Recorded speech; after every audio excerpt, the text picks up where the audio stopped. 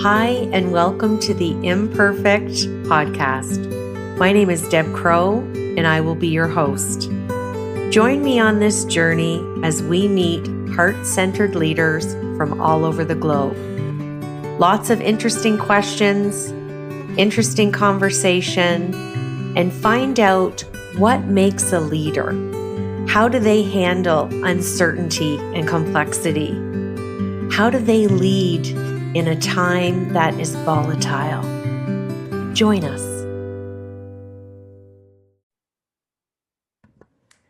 Welcome back to Imperfect, the Heart-Centered Leadership podcast.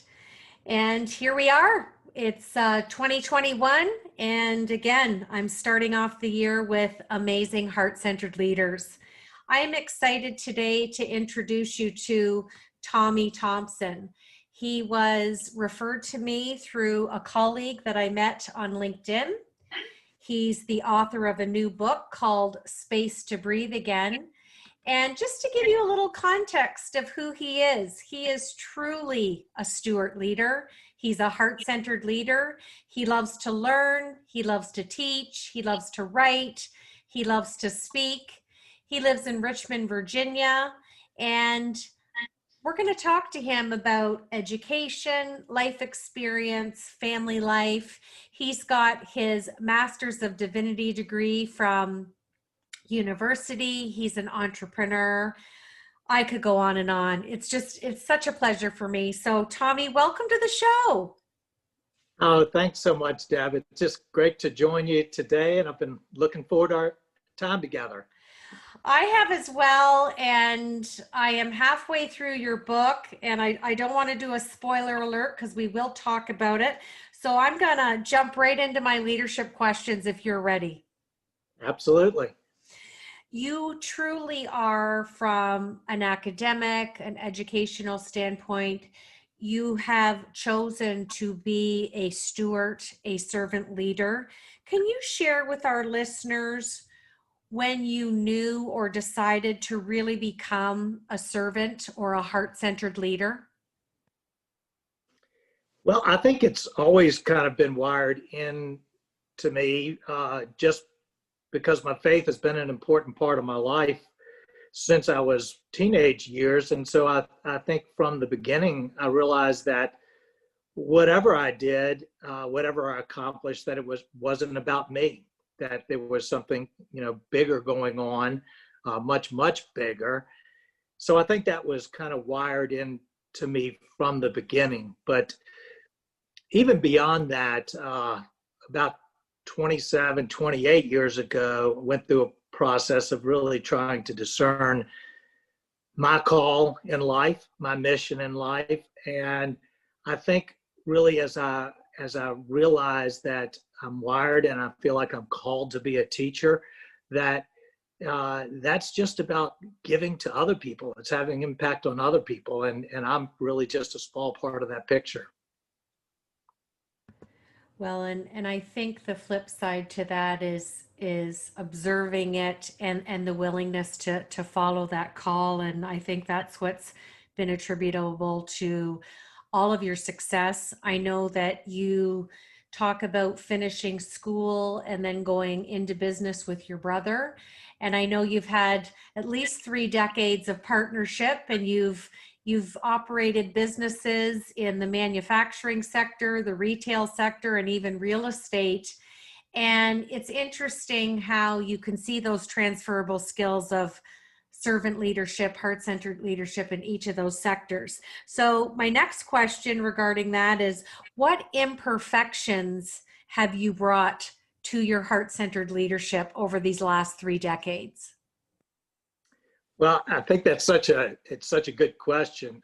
I think in reality, that's all I've ever brought to my leadership is the imperfections. And I can hardly think of anything that I've ever wanted to communicate, that I've ever wanted to teach, that didn't come out of first a failing, first an inadequacy. And so I feel like constantly life is teaching me about places that I need to grow, which means places that I've fallen short. And that's what people relate to. That's where we all need help. And so, at the beginning, I think it's about sharing our imperfections and the places we all commonly need to grow. So one story that I think of related to this, it's a piece of wisdom that I heard years ago when I was in the retail business.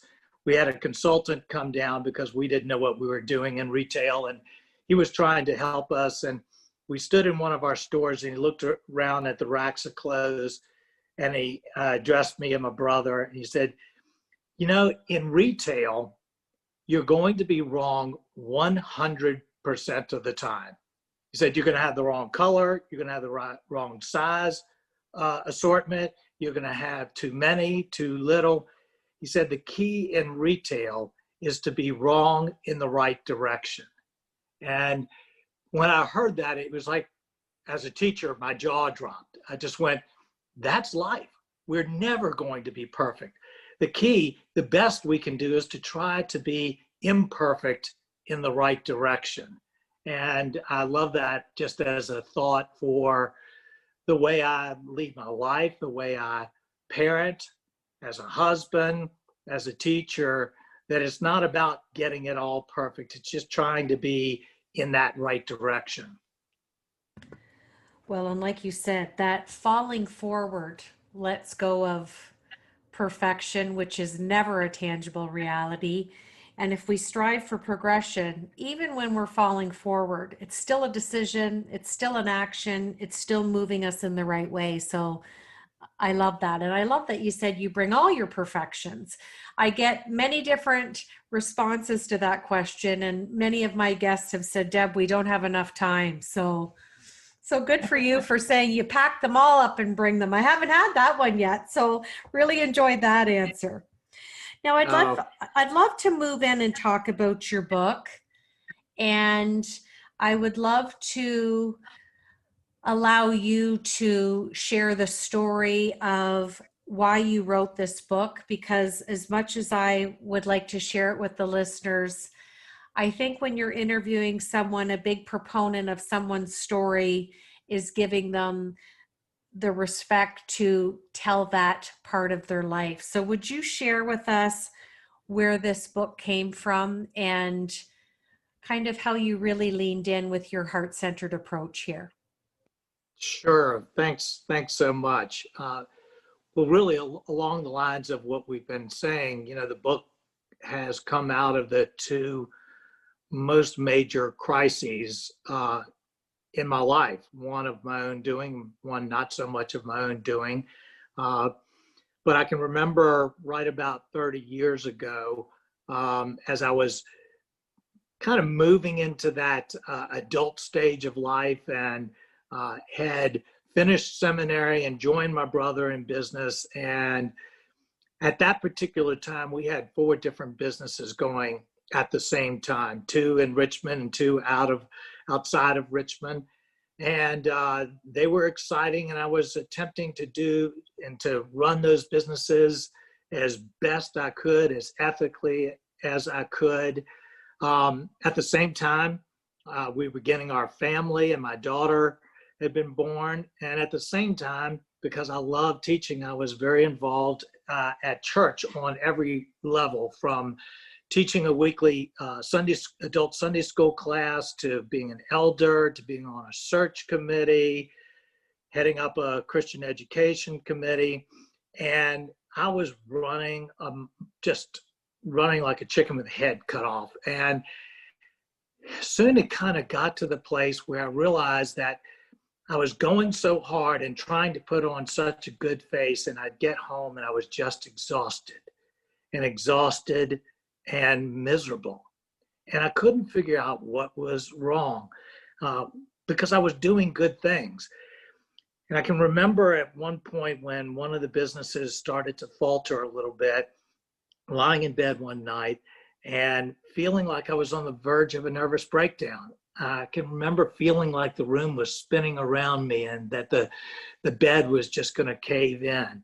And I absolutely had no idea what to do because I wasn't doing anything wrong. There weren't any easy, immediate steps. So I woke up the next morning and just began, and just by the grace of God, I came across a book by Richard Swenson called Margin. And for the first time, he introduced, at least the first time to me that I could remember, he introduced this thought that God doesn't want for us to lead overloaded, overwhelmed, stressed out lives. And that completely defined my life at that point. And he began to lay out a little bit of a different picture of what the abundant life looked like. And so my wife and I, we began to lean into that and to create some space in our lives. And we found that life began to just very, very slowly get turned upside down. And we began to experience a little joy again and some deeper relationship. Just began to experience some peace. And so we began to walk that, more and more and teach about it. And what we didn't realize is that the most important reason for creating space in our life was kind of soon to come. And that was in 2010, when out of nowhere, my 20-year-old daughter, who was a sophomore in college, was diagnosed with stage 4 kidney cancer. The worst, certainly one of the worst things you can ever imagine happening. We had 2 sons who were younger than her, and in an absolute moment's time, life got turned completely upside down.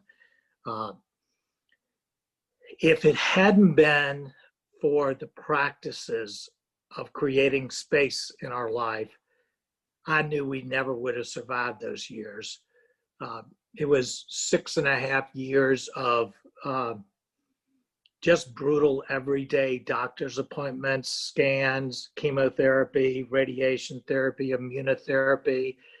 In the midst of it, amazing things happened. She graduated from college, was married, so unbelievably full of joy, just defined her life. But it was also just unbearably hard. She died the day after Thanksgiving in 2016. I backed way off of work because I knew I needed every bit of space. And all of a sudden I realized that there are just so many people that are just living stressed out lives that don't even have storms going on.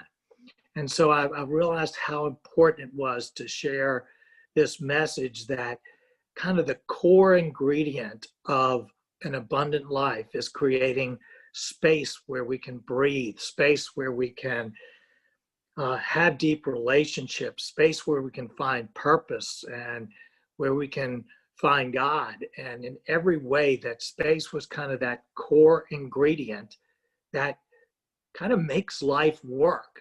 And so that was what led me to say the time's come that I need to write this story, need to give people these practical tips to help them fight against kind of the riptide of culture these days. Oh, I'm just embracing your words, and I shared with you when we were chatting before the interview, I have had a tremendous amount of loss in my life as well. And I don't know who said it, but grief is love with no place to go. And I think that place is what you're talking about, that space that we can just draw the line in the sand and create. We can just stop and breathe. And as a yoga teacher, I don't have to tell you the easiness and just in a moment how a breath can just allow that space to happen. And I could feel your heart talking about your daughter. And it's such a deep level of grit and resilience that you know your truth, and it can't always be verbally expressed to someone.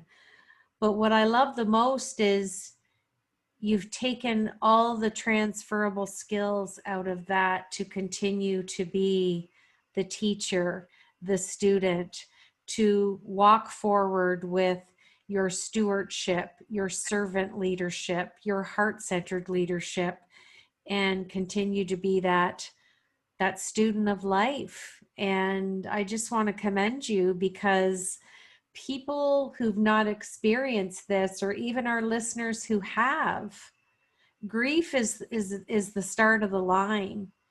And when you allow the space to step into bereavement, the journey from grief to mourning is very personal, and there's no timeline, there's no lineage. It's one breath at a time, and allowing for that space. So I just want to commend you on what a beautiful legacy for your daughter, and what a beautiful space that you've put yourself in your own life.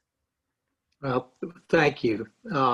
We just celebrated, I guess celebrated is a strange word, but the 4th anniversary of when my daughter Perrin died just a few weeks ago. And she was one of the most joy-filled human beings, not one of the most, she was the most joy-filled human being that I've ever known throughout my life, and learned so much from her.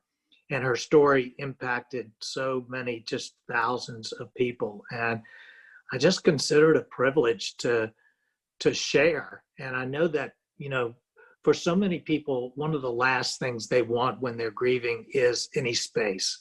It terrifies them. They don't know. But yet I've learned that if you push through that emptiness that is a part of grief, and that space and that silence, that's where healing begins and where healing happens. Indeed. And it's so personal. And I'm grateful for you to have that courage that you have, to be able to stand in that space to share your heart with us. Because I know, as parents, my parents lost my brother to asbestos cancer, and they say it's the deepest grief of any grief on earth is when a parent has to bury a child. So I'm grateful to you for having that strength and sharing your heart, because it's a process. And like you said, it's time, and it's a lineage of time, and you have to fall forward like you talked about, Yes. and you have to lean into it. But I think it's continued to strengthen your call to serve and really be even more of an authentic, heart-centered leader.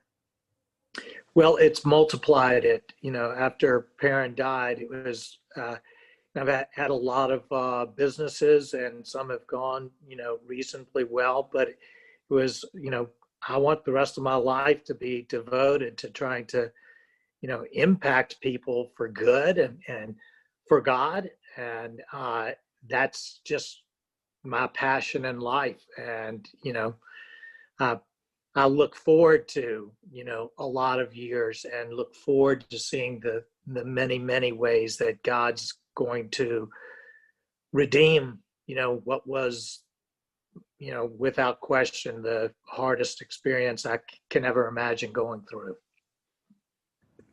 Well, I'm grateful that you had the courage to come on and talk about it. It's not easy, and I'm sure the more you do it, people may think it's easier, but I think a little part of your heart is given every time you talk about it. And I totally empathize with you on that.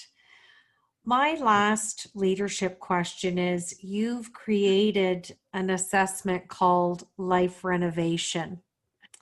And I know and feel that Perrin was likely instrumental in that being developed. Share with us where that came from, and what do you enjoy the most about reviewing those assessments and helping other people? Well, I'm a big believer in putting things down on paper. That when things just mull in our minds, they mull with a lack of clarity to them. And so one of my favorite speakers and teachers is Andy Stanley, and he talks about the path principle. And the path principle says we got to know where we're beginning, and we need to know where we're going in order to go down the right path to get there. And so the life renovation assessment is about doing some honest internal work across the broad categories of our life to see how we're doing, and I'm amazed at how often when people take that assessment, they come out of it surprised. They come out of it with an insight that you'd think they're just expressing their own minds, that they'd know exactly what they're thinking, but they either say, wow, I'm doing better than I thought, or wow, I didn't realize how hard this area of my life is. And so, the beginning, I think, of creating space, of renovating our lives, our cluttered, messy lives, is doing that honest work of saying, well, where are we right now? And so I found that to be very useful for myself, a process I just regularly go through of stepping back and saying, how am I doing? Where do I need to grow? What needs to change in my life? And I find that process for others is often the beginning place of growth in their lives. Well, that's beautiful. And I wanted to ask you before we switch over to our fun Fab Four questions. When you chose your daughter's name, did you know the origin and meaning of Perrin? Oh, now you've intrigued me because it's my middle name. That's the origin that I knew of. So no, I don't actually, other than that it went, several generations back in my family, the origin of the word and the name, I did not know. So it's a unisex name because you have it as your middle name. So it can be a boy's name or a girl's name. It derives from the English, and it actually, the meaning of the word, the name Perrin, is rock. Oh my goodness. That kind of takes the breath away from me. So strength, courage, tenacity, resilience, and I was so intrigued with the name. I wanted to look it up, and it's interesting that that is who your daughter was, and that is who you are, and that's just so beautiful. Well, thank you for sharing that. Perrin was probably the slightest, smallest, most soft-spoken person that you might meet.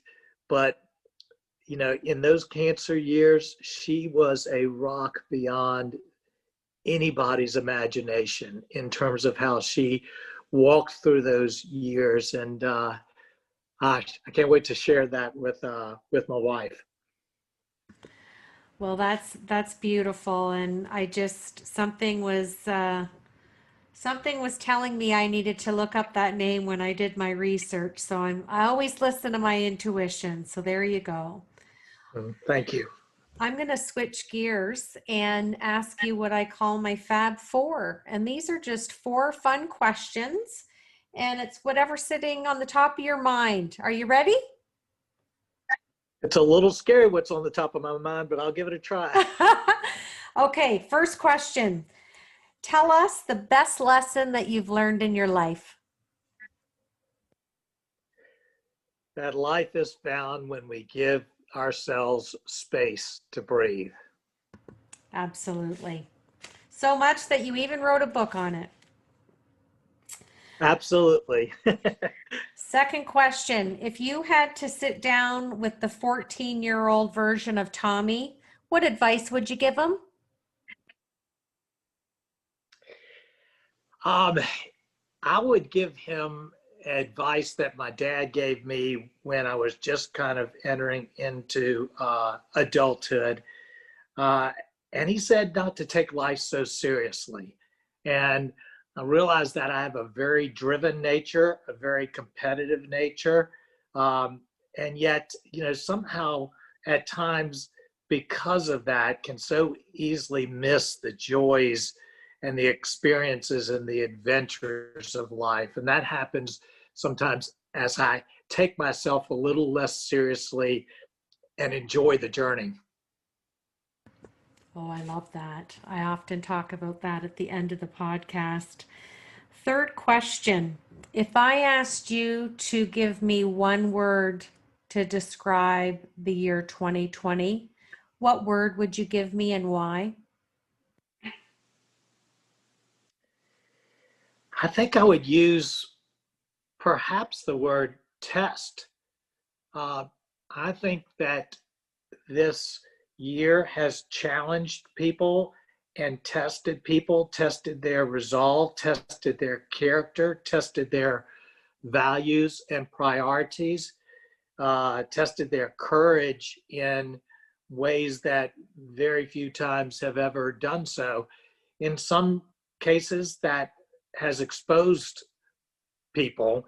Some cases, people have shined in the midst of the test, but I feel like the entire year, and even as this continues to kind of be a test of what's within us.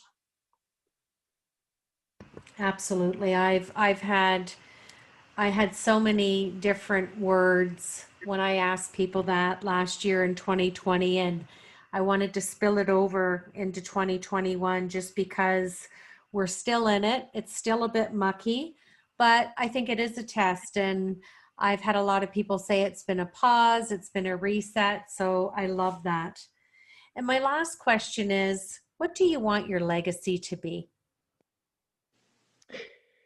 That's such a fascinating question, and one that I wrestle with, because in a lot of ways, I feel like legacy is over my pay grade. It's not what I need to be worrying about. It's that's really, in my opinion, it's God's business, and whatever my legacy is, or whatever I might strive for my legacy to be, I think what maybe it truly is a different thing. I think what I really hope perhaps would be a legacy, if I were to use those words, is that people would see me as a faithful person, uh, faithful to my wife, faithful to my kids, faithful to God's call on my life, faithful to Him, and that faithfulness would be something that they would see that would last, to my last day, however long that is. And then what chooses to come from that, I'm comfortable with letting go of that. Well, that's beautiful. And I just want to say I'm so grateful that you sent me your book. I am halfway and I'm looking forward to finishing it. A lot of what I talk about is heart-centered leadership, but the foundation or the languaging is always about self-care. So I love that you've created space in your life to breathe, and I'm just very, very happy that our paths have crossed. It's been an honor to spend some time with you today on the podcast. And thank you for being a heart-centered leader and sharing your time and expertise with us. Well, thank you so much. This has been kind of an unexpected joy and pleasure to meet you through this podcast. And I hope we're going to continue to stay connected. Absolutely, we will. And I'm changing it up this year on the ending of our podcast. And I want to leave our listeners with a version of success that I had found in a beautiful picture that I found online. And if you picture the word success, the S will stand for see your goal. The U will stand for understand the obstacles. The C is create a positive mental picture. The next C is clear your mind of self-doubt. The E is for embrace the challenge. The S is for stay on track. And the last S is to show the world that you can do it. So thank you for joining me once again on Imperfect, the Heart-Centered Leadership Podcast. This is your host, Deb Crow, and we will see you again. Thanks for joining us.